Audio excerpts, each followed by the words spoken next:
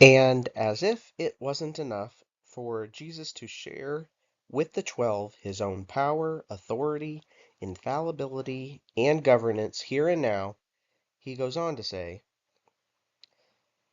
"As thou didst send me into the world, so have I sent them into the world. And for their sake I consecrate myself, that they also may be consecrated in truth. The glory which thou hast given me, I have given to them, that they may be one, even as we are one. I in them, and thou in me, that they may become perfectly one, so that the world may know that thou hast sent me, and hast loved them even as thou hast loved me."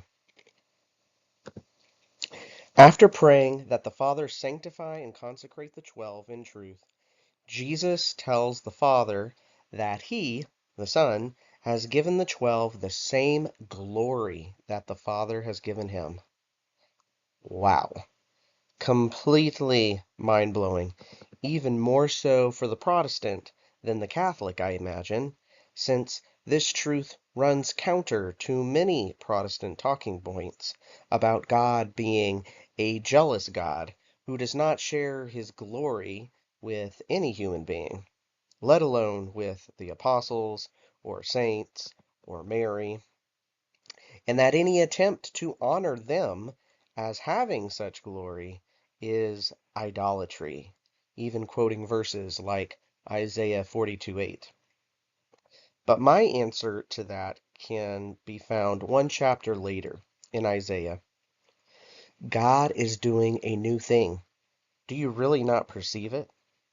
Do you really not understand just how new the new covenant is? Despite the anthropomorphisms of the Old Testament, God is not jealous of his own bride and body, and is indeed sharing his own glory with the church, with his apostles, his saints, and yes, his mother. Puts a whole new perspective on the debate about icons and images, too.